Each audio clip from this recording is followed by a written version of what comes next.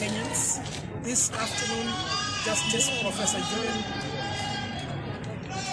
Ngugi has delivered a landmark decision. Forgive me, I'm stagnating because the ruling is so eloquently and articulately drawn that we are all excited. What has the judge said? The judge has underscored several fundamental issues. The judge has said, wherever there is a contest between national security and public interest vis-a-vis liberties guaranteed under the Bill of Rights, the Bill of Rights should always take prominence. And for that reason, the judge has said, much as the state may have its own anxieties resulting from the conduct, the utterances of Honorable David Sudi, his liberty is paramount. Oscar Sudi, sorry. And for that reason, the judge has said there is no justification whatsoever to continue detaining Oscar Sudi. That's number one. Number two, the judge has said there can be no justification whatsoever for the police to continue holding any suspect without a formal charge. We are all aware that up to date, no charge has been proffered against Honorable Oscar Sudi. And the court referred to a decision that was made much earlier by Justice Luka Kimaru on a similar issue. It's therefore an issue that is troublesome. It's an issue that we cannot understand as lawyers. Why the Office of the Director of Criminal Investigation continues saddling itself with this unnecessary embarrassment. The law is this. The only reason as to why somebody should be arrested will be because he's going to court to be charged. And the judge underscored as the second principle that the police should not use the power of arrest to conduct investigations. Conduct investigations, complete them, then summon the suspect to come over, notify him that you're supposed to appear before court and take him to court. But fundamentally, and what I pick from that decision is the leadership culture in this country. You cannot settle personal scores. You cannot settle personal discomforts using the law. Because the law is always pure. And when you attempt to settle personal discomforts and scores using the law, the impurities will not pass through the sea. Today, impurities are veiled to deter the rule of law from flourishing. And I want to encourage judges and magistrates to be as bold as the judge has been today. Because the biggest violators, the people who contravene the law most, are lawmakers, law enforcers, lawyers, judges, and magistrates. Why do I say so? I say so because they use the law to assist the state often in violating fundamental human rights and freedoms. This is a great day, not only for Oscar Sudi, but for all Kenyans. Because the constitution that you worked so hard to promulgate is the one that guarantees these rights. These rights are not given to you by the President of the Republic of Kenya. They're not given to you by myself. They're not given to you by a judge.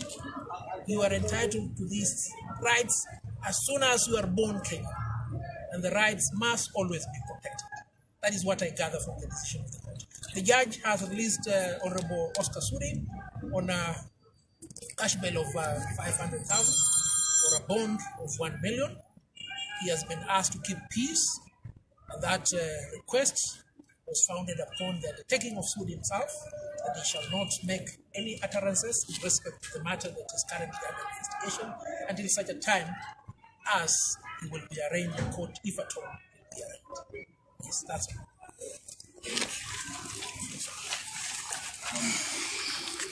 The judge in court who has asked the president of the Law Society plus lawyers like ourselves to reform, and as a former policeman from the rank of police constable to police inspector to intelligence, I'm sending this as a warning to the police in general, not to go back to the draconian way where they used to be whimed by the state to arrest people innocently and then drive them everywhere. And that's how I would like Parliament and the Judicial Committee in the Senate plus to pass legislation on venue so that nobody is arrested again and flown to another destination, therefore curtailing liberties of this particular person. Just like what has happened to our clients, because I'm representing him in the other case which is coming next week, that you can see somebody suffering and curtailing the umbilical cord of that person and society, including his family, that you can actually entrench fear in the community. This ought to end, and I'm joining my friend, Honorable Harvey, that's how I should call him, that the future of this country belongs to us and you, members of the 4th estate, to disseminate information so that every Kenyan, wherever you are, go and read the first, not the first article of the Constitution, go and read the preamble and find out what we say. We the people, and that's what should be the guiding principle for today. Thank you very much. Sinema hiyo jameni. Kwa hivyo siku ya leo ni kusema tu asanteni sana. Sisi tumepata uamuzi mzuri wa kotini, na sasa kotini imesema ile unyanyazaji ya kutumia mamlaka na uongozi kunyanyaza viongozi imekwama leo. Na sisi kama viongozi tutaendelea kufanya kazi yetu ya kuhakikisha nyinyi wote mmetetewa, kazi yenu imetengenezeka, na ile safari ya kwenda huko mbele na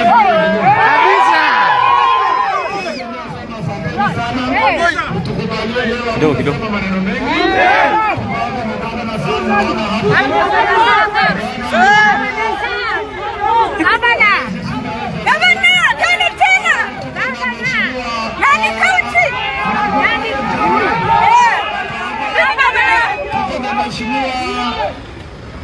Kulikuwa na mheshimiwa Ketera alikuwa hapa babu yake JK sema former speaker wa Fungishu na mheshimiwa wa baadaye, na tulikuwa na mheshimiwa Kaderi, hivi nimetembea kutoka Bungoma mpaka hapa. Usiketero wewe. Wa supporters wetu wameshangaa. Kumbe kuna judge mwenye anaelewa shida ya mwananchi wa kawaida. Lakini hii imekuja kwa ghafla. Tukirudi next week wakati tunamalizana on Wednesday, tutakuja tena kuambia asanteni sana. Asante.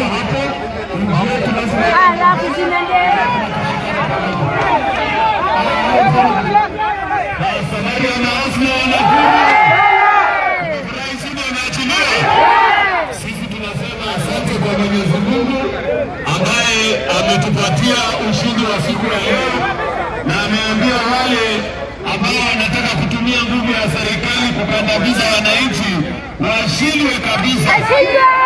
Na mimi nataka kusema hivi tukiwa Nakuru siku ya leo, ninyi ambao mnakaa kwa maofisi kubwa na mnatumia hiyo maofisi kuangamiza mahasla. Yes. Hata mimi mtafika hapa pale mnafikisha hasla. Mtalala hapa ndani, mtatoa viatu, mtatoa mshipi ili msikie uchungu ambaye mahasla wa kawaida wanapitia. Lakini kwa siku ya leo tunasema asanteni. Tuendelee kukaa kwa amani na tukae pamoja mpaka pale Mwenyezi Mungu atatufikisha. Asanteni. Asanteni sana. Nixon.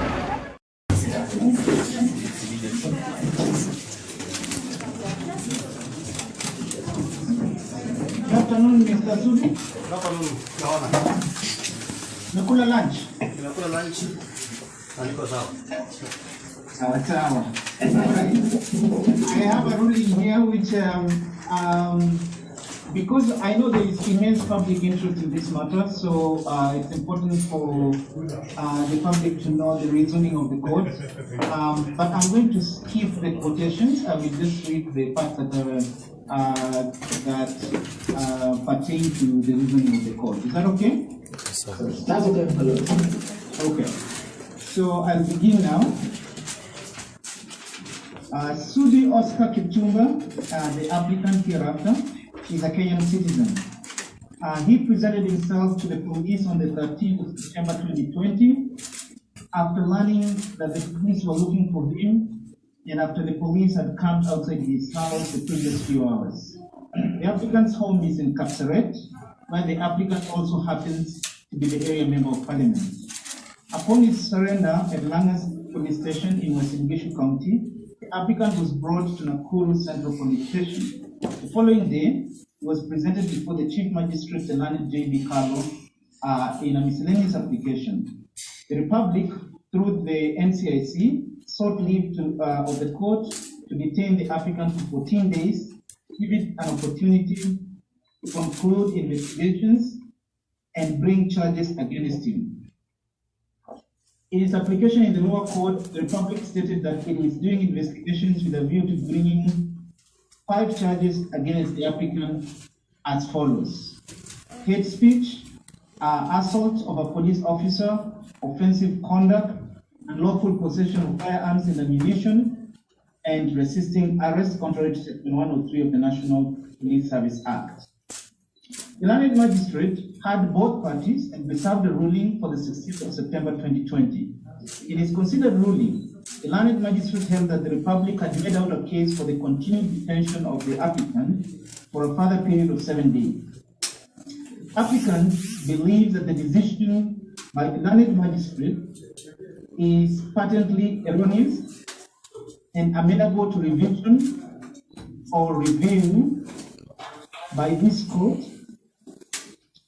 pursuant to the provisions of Article 165 of the Constitution, Sections 123, 362, and 364 of the Criminal Procedure Code. He has therefore filed the instant application dated 17th of September 2020, basically seeking orders of reversal of the lower court ruling. The matter was placed before me under certificate of urgency yesterday, that is the 17th of September. Owing to the nature of the subject matter and its urgency, I directed the applicant's lawyers to serve the DPP and return today for the parties' hearing. In doing so, I considered it critical to hear from the state before making any substantive or consequential decision on the matter. As directed, the parties appeared before me today for oral conversing of the application. I've carefully considered the oral representations of the parties' advocates, the constitutional and statutory authorities cited, as well as the decisional law quoted. I have also considered the scheduled submissions filed by the applicant's lawyers. I'm grateful to all the counsel who addressed the court, Mr. Nelson Harvey, Mr. Nathan Tororoi, and Mr. Hilary Sige, on behalf of the applicant, and Mr. Daniel Karuri for the DPP. Each one of them was resplendent in their blend of erudition and brevity. I should begin by dealing with a potentially dispositive procedural matter raised by Mr. Karuri for the DPP. That is, that it was a mistake for the applicant to have approached by way of revision as opposed to preferring an appeal. He argued that the applicant is not really advancing arguments about the regularity or illegality of the proceedings, but is dissatisfied with the decision of the learned magistrate. They, therefore, ought to have appealed against it. Mr. Harvey's response was that a revision was an appropriate step since no charge had been preferred against the applicant yet, and in any event, the Supreme Court has recently declared in the Joseph Hendricks Waswa case that interlocutory appeals in criminal matters ought to be referred until the final termination of the criminal trial. This is a path not open to the applicant given the nature of the application, Mr. Harvey argued. In R versus Mark Lloyd Stevenson, I dealt with a variant of this question and held as follows. In my view, the CPC provisions do not, however, mean that a party which has the right of appeal cannot thereby invoke the court's power to review a magistrate's court's order or decision. For clarification, it is important to state the right position that the High Court will usually exercise the power to review, to even exercise an appeal of an interlocutory matter before a magistrate's court only in exceptional circumstances. While difficult to determine with mathematical precision when the court will use this power, it is only sparingly used where, in the words of South African authors Gardner and Lansdowne, grave injustice might otherwise result, or where justice might not by other means be attained. As the authors correctly write, the court will generally hesitate to intervene, especially having regard to the effect of such a procedure upon the continuity of proceedings in the court below. Hence, the propriety of exercising revision power for interlocutory matters is decided on the facts of each case and with due regard to the salutary general rule that appeals are not entertained this way. In the present case, the applicant's counsel, as the applicant's counsel noted, there is no criminal trial yet. What is before the subordinate court are miscellaneous proceedings where a ruling has been made to the applicant in the charge detention. Both the terms of the criminal procedure code as well as the radically liberalized discretionary powers the High Court donated in Article 265 of the Constitution clearly permit the applicant to approach this court for revision as he did. I will now turn to the substantive issue at hand. The singular question presented by this application is whether, in balancing the rights of the applicant, the interests of justice and public order, peace and security, in the circumstances of this case, there are compelling reasons to warrant the continued pre-charge detention of the applicant, as the subordinate court held. In reaching the conclusion that such pre-charge detention is warranted, the learned magistrate reasoned as follows. It was submitted on the 14th from the learned magistrate. It was submitted on behalf of the applicant, that is the state, that the respondent made certain utterances that the applicant says amount to hate speech which triggered demonstration against the respondent, and its release from custody at this particular moment will disturb public order and security. The court is invited to balance between public interest and the right of the respondent to be released on bond. In the peculiar circumstances of this case, the court finds the public interest override the respondent's right to be released on bond at this stage. End of quote. A second reason the lower court gives for the continued pre-charge detention of the applicant is that the applicant is likely to interfere with potential witnesses. The learned magistrate reasons that, I quote, the respondent applicant, that is the applicant here, is a member of parliament for Kapseret constituency. It is clear from the commotion that occurred at the respondent's home on the night of Friday 12 September, when the police attempted to arrest him, that the respondent is a person of immense influence and the likelihood of him interfering with witnesses is real.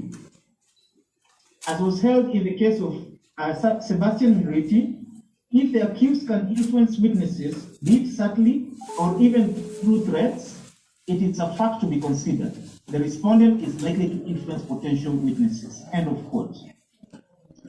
The applicant insists that the court fundamentally misapprehended both law and the facts in its analysis and findings. In particular, in both the documents he has filed before this court, as well as in the oral arguments of his advocates before me, the applicant makes the following 4 points. First, that the finding of the Honorable Court that it was in the public interest to detain the applicant was an erroneous interpretation of the public interest matrix and inconsistent with the settled principles, and thereby negates the fundamental rights, freedoms, and liberties as set forth in Article 29 of the Constitution. The applicant argues that the court's decision was not proportionate in balancing the rights and liberties of the applicant against alleged public interest.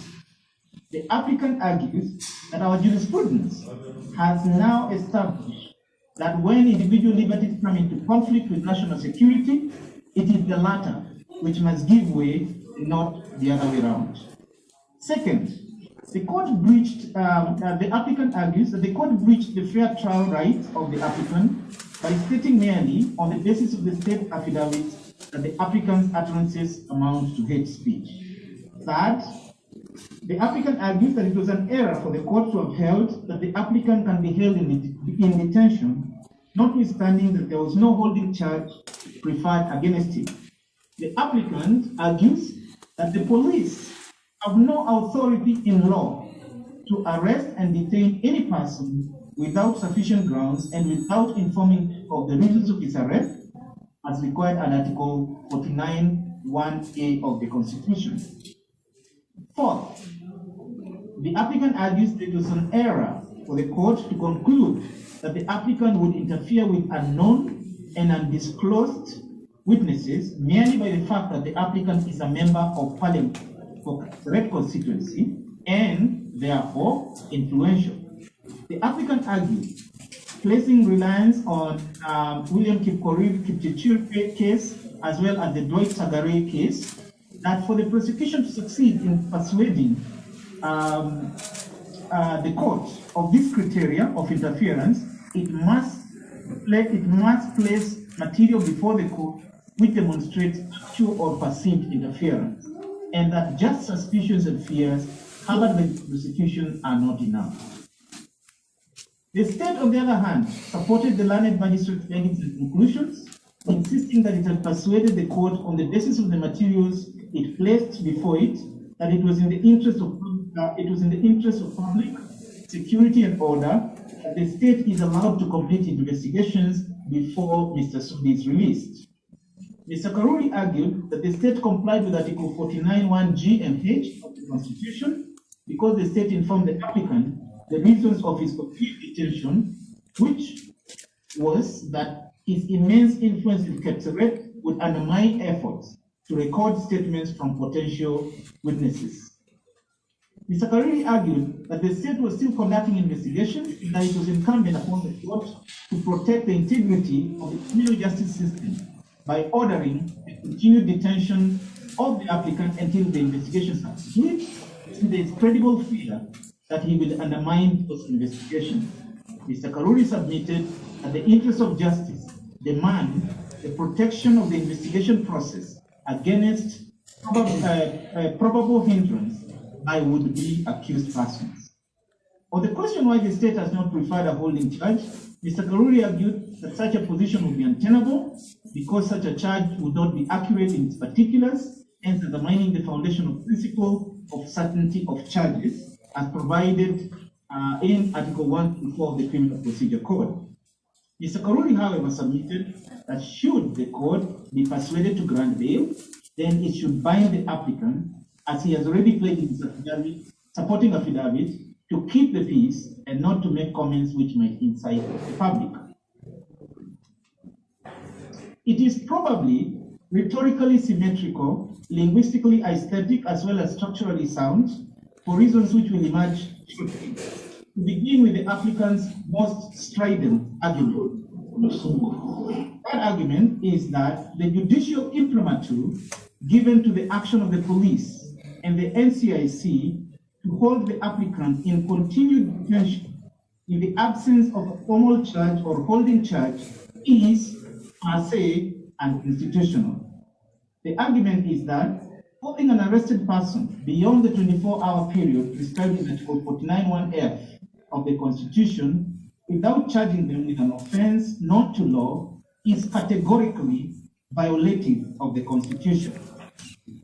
My senior brother Kimaru J, in Michael Rotich v. Republic case, was of the opinion that a correct reading of Articles 29 and 49 of the Constitution yields the result proposed by the applicant. I've quoted at length what Justice Kimaru says in the Rotich case. Article 49(1)(f) of the Constitution provides as follows. An arrested person has the right to be brought before a court as soon as reasonably possible, but no later than 1, 24 hours after being arrested, and then G, at the first court appearance, to be charged or informed of the reason for the detention continuing or to be released, and H, to be released on bond or bail on reasonable conditions pending a charge or trial unless there are compelling reasons not to be released. The court, in the Michael Rotich case I just cited, while decrying the ubiquitous use of pre-charge detention, ruled that the constitutional meaning of to be informed of the reason for the detention continuing, which is the constitutional word used, can only be met with the presentation of a holding charge at the very minimum. There are good reasons for this purposeful reading of the Constitution. Why should the police arrest a citizen if they do not even have a provisional view of the offense the citizen has committed? It would seem repugnant to the ethos of the constitutional justification of the exercise of power and authority in which our Constitution is steeped in, to encourage such practice, even if not categorically and constitutionally textually. In many cases, such police action would be, in context and effect, unconstitutional. This would be the case where the police conduct, for example, reveals a pattern or desire to overreach or to deploy the criminal justice system in a manner which unnecessarily diminishes rather than aggrandizes personal liberty or autonomy of the arrested individual. So, even while accepting that the text of Article 49(1)(f) may, in certain circumstances and contexts, comprehend a situation where a person is presented before a court without being formally charged and is thereby informed of the reasons for his continued detention through the state's application to have him so held, the state must, in my view, satisfy a double test. First, the state must persuade the court that it is acting in absolute good faith and that the continued detention of the individual without a charge being preferred, whether provisional or otherwise, is inevitable due to existing exceptional circumstances. Second, the state must demonstrate that the continued detention of the individual without charge is the least restrictive action it can take in balancing the quadruple interest present in a potential criminal trial. That is, the rights of the arrested individual, the public interest, order, and security, the needs to preserve the integrity of the administration of justice, and lastly, the interest of the victims of crime where appropriate. By virtue of Articles 21(1) and 259 of the Constitution, the court must act to aggrandize and not diminish the personal liberties of arrested individuals in line with the other three interests. Differently put, the state must demonstrate that there are compelling reasons to deny pre-charge bail while balancing all factors within a complex permutation presented by this quadruple interest and without ratifying or essentializing any. This framing of the test combines the four arguments the applicant made into a single multi-pronged weighted test. I will now apply it to the facts of the case. Can it be said that the state here is acting in absolute good faith and that the continued detention of the applicant without a charge being preferred, whether provisional or otherwise, is inevitable due to existing exceptional circumstances? The state's preferred reasons for the continued detention, which were accepted by the learned magistrate, were two. First, that the applicant exercises great influence on members of the public by virtue of his being a member of parliament, and that, therefore, releasing him created a foreseeable risk that he will interfere with the investigation. Second, that given the charge he faces and given that there have been demonstrations against the applicant, his release from custody will disturb public order, peace, and security. Do these two reasons meet the high threshold in the double test I have synthesized above? I think they do not. I say so for at least three reasons. First, the argument that the applicant is likely to interfere with witnesses because he is a man of immense persuasion and influence seems eminently pretextual for at least two reasons. One, looking at the offenses that the state says it hopes to charge the applicant with, it appears to be a stretch on credibility to posit that any witness would be unduly influenced by the evidence. One, the critical elements of hate speech are provable not through individual witnesses who might come under the influence of the applicant, but by showing the ordinary import of the words uttered by the applicant were calculated to incite members of the public. Two, assault on a police officer would be proved not by a member of the public who may be susceptible to wither under the influence of his MP during investigations, but by the police officer who was allegedly assaulted. Yes. Three, Unlawful possession of firearms and ammunition is proved, as the learned magistrate ruling correctly held, through forensic, documentary, and expert evidence. 4. Resisting arrest is also provable through the factual evidence of police officers who were present at the time of the attempted arrest. And 5. It is unclear what the offense of committing offensive conduct would entail in the circumstances here, but such generality and nebulousness of the allegations cannot be a ground for limiting constitutional rights of an accused person. 2. The state made no efforts whatsoever to demonstrate which witnesses would be interfered with and how such interference would happen at the investigation stage given the offenses contemplated. It is not enough to proclaim that an arrested person wields influence in his line of business, profession, trade, or occupation. In order to restrict the person's right to be released on pre-charge bail, the state must credibly and specifically demonstrate the likelihood of such interference. Second, the argument that the interests of public order, peace, and security necessitate the pre-charge detention of the applicant because his speech has led to quote-unquote demonstrations against him does not meet, in my view, the high threshold of compelling test required by our Constitution. The reason given appears illogical when set against the granted remedy. The applicant without charging him for 7 days, then releasing him. There is no indication how holding the applicant for precisely 7 more days will dissipate the public order, peace, and security risk his alleged utterance caused. I have noted that there is no allegation that the applicant has threatened to make like utterances if they are indeed capable of inciting the public. In any event, the applicant has demonstrated a willingness to abide by the condition not to make any comment akin to the ones the state finds insalubrious and capable of inciting the public. What then is the logic of his continued detention? In short, the radical remedy prayed for and granted to the state, which is to hold the applicant without charge for 7 more days, is not rationally related to the alleged risk. Yes.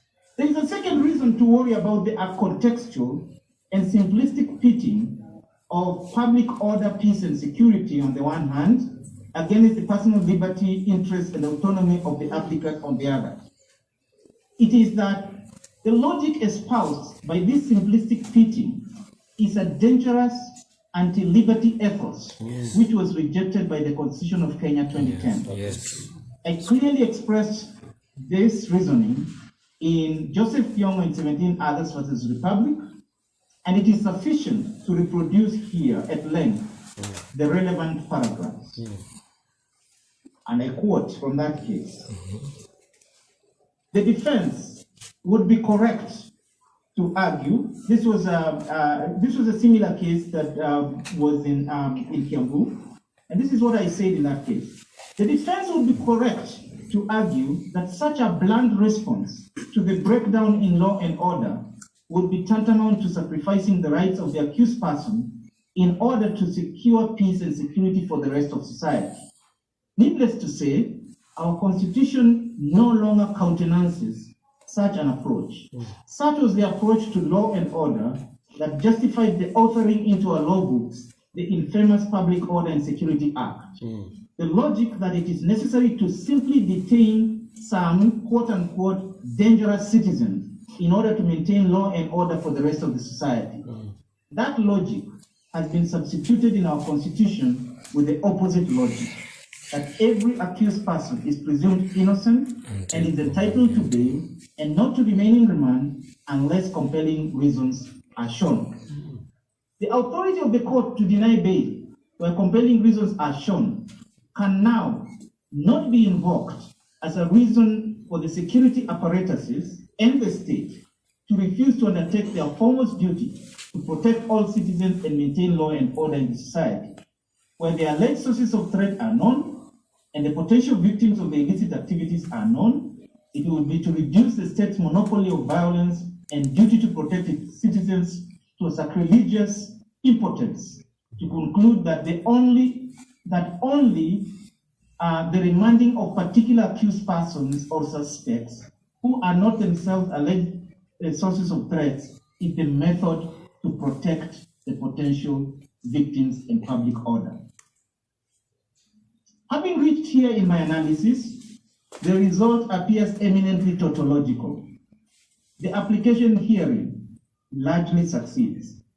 There are no compelling reasons for the continued pre-charge detention of the applicant. Yes. All the concerns raised by the state can be accommodated without the very radical measures sought and granted to the state to hold the applicant pre-charge for 11 days in the circumstances of this case. I must return to the words I stated in the Joseph Thiomo case that I cited before. And there, I'm obliged to observe that the pathway to peace and justice chosen by our Constitution is one that assumes that aggrandizing personal autonomy and liberties, especially in the context of a criminal trial, is one that ensures our optimum aggregate collective peace, security, and justice more than the alternative path that limits individual liberties in order to safeguard these important values and outcomes. Ours is a constitution that wisely assumes that peace, security, and justice can be achieved in the context of the rule of law. For this to happen, each of the actors in the governance, law, order, and security sector must play the rightful role in ensuring sustainable peace, prosperity, and security. The disposition of the application then is as follows. A. The applicant, Sudi Oscar Kipchumba, shall be admitted to bail in the sum of Kenyan shillings 500,000 with respect to all the charges the state contemplates to bring against him as covered by the state's application before the lower court. Alternatively, the applicant shall be released on his own personal recognizance of Kenyan shillings 1 million and one surety of similar sum. These bail bond terms shall remain in effect and shall only expire upon the formal charging of the applicant with a disclosed offense or offenses. Upon such eventuality, the trial court shall be at liberty to set its own bail bond terms. B. The applicant shall not, and I hope Mr. Sudi is listening here carefully. I'm so careful, Your Honor. Mr. Sudi, are you listening here carefully? I'm listening very carefully. This is to you, not to your attorneys, okay? So, the applicant shall before a charging decision is made in this case, and thereafter, until the order is varied by the trial court, make any public utterances or comments akin to those he is alleged to have made, which the state alleges are capable of inflaming public passions and hostilities among communities. C. The applicant shall desist from addressing any public rally before investigations into this case are complete and a charging decision made. I've only limited it to until a charging decision is made. After that, you can address public rallies. Okay? D. The applicant shall report to any police station as summoned by the investigating officer for purposes of completing investigations. E. The state shall be at liberty to charge the applicant with any disclosed offenses once investigations are complete and charging decisions made.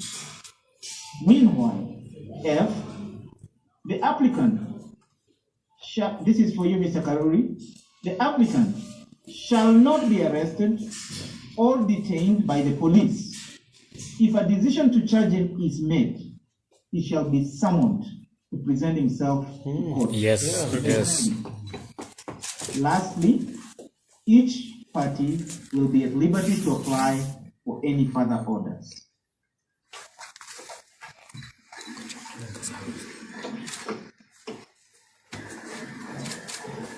I think you are still muted, Mr. President. So, my Lord, on behalf of the applicant, we thank you most sincerely for giving us an opportunity to develop the law and to assert the authority of the sovereign of the people of Kenya. We are forever grateful. Be blessed and have a good weekend. We will take Mr. Sudi all the way to Kapsaret in confinement so that he doesn't speak about the truth.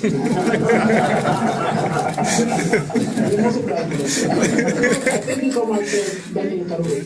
It appears you might need, you probably might need the duct tape to keep him out of trouble. What Mr. believes. Kaluri, your first came to design a leather mask. Mr. Karuri, you have anything to say? Much obliged, my Lord, for your wise ruling. We are very grateful. We are developing the law. And just to remind the applicant that it is required on the 23rd of this month, before the magistrate's court. Before the CM? Yes, my Lord. Much obliged, and to the President and my fellow colleagues, thank you so much. Asanteni sana, the ruling will be available with my court assistant in the next 5 minutes, so it will be sent to the email to you. Thank you. Thank you, Your Honor. Okay. Thank you. Equal. Finished. Equal.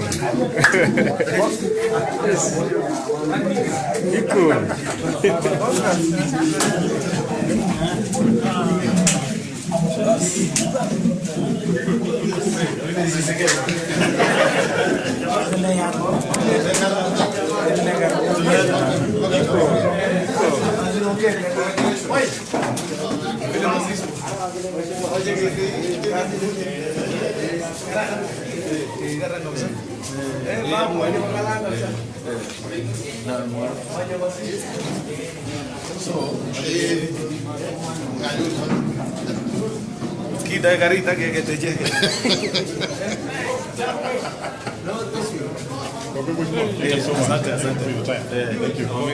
Hapo pano talking iko shida. Hiyo iko shida. That's where the problem is. Hapo pano talking. Sasa no talking wameharibu. Wamevuruga yeye.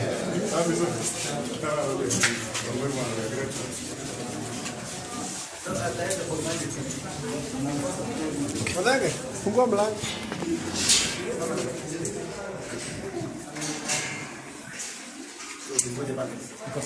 Congrats, Moishi.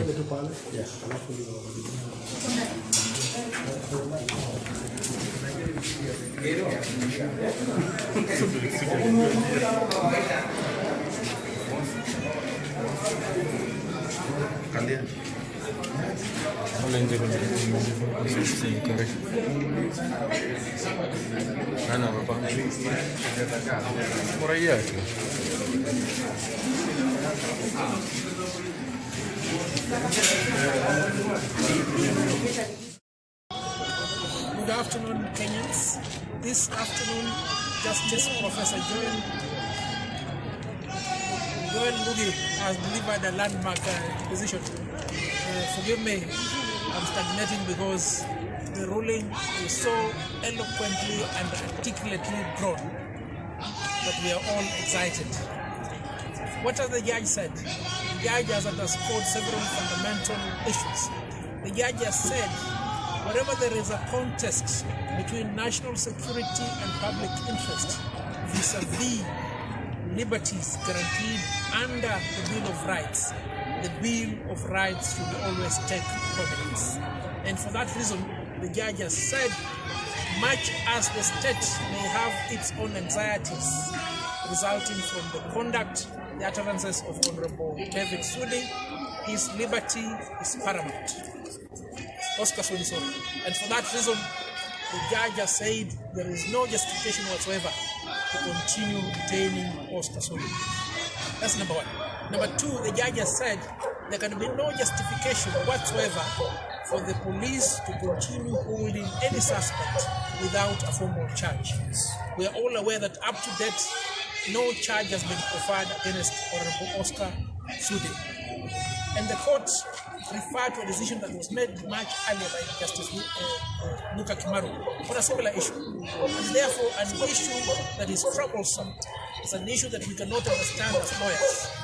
Why the Office of the Director of Criminal Investigation continues saddling itself with this unnecessary embarrassment. The law is this. The only reason as to why somebody should be arrested will be because he's going to court to be charged. And the judge underscored as the second principle that the police should not use the power of arrest to conduct investigations.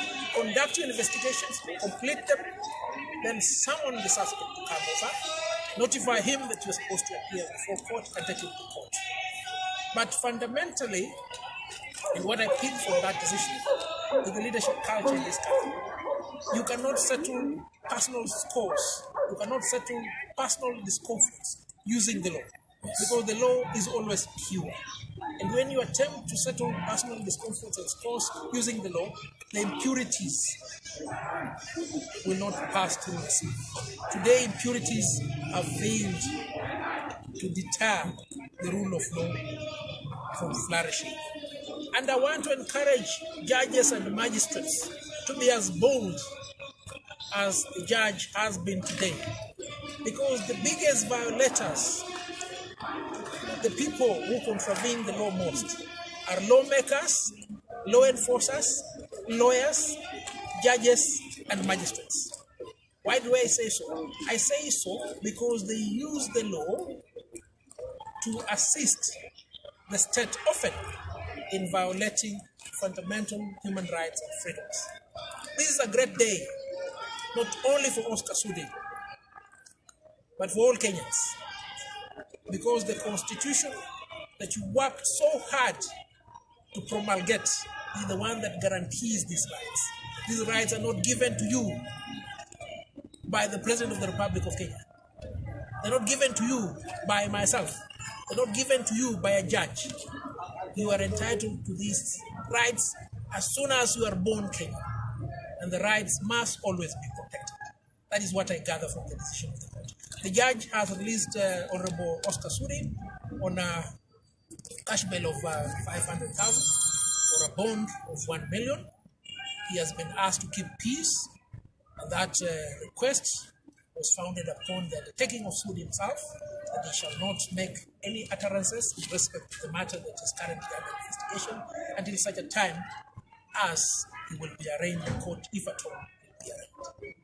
Yes, that's all.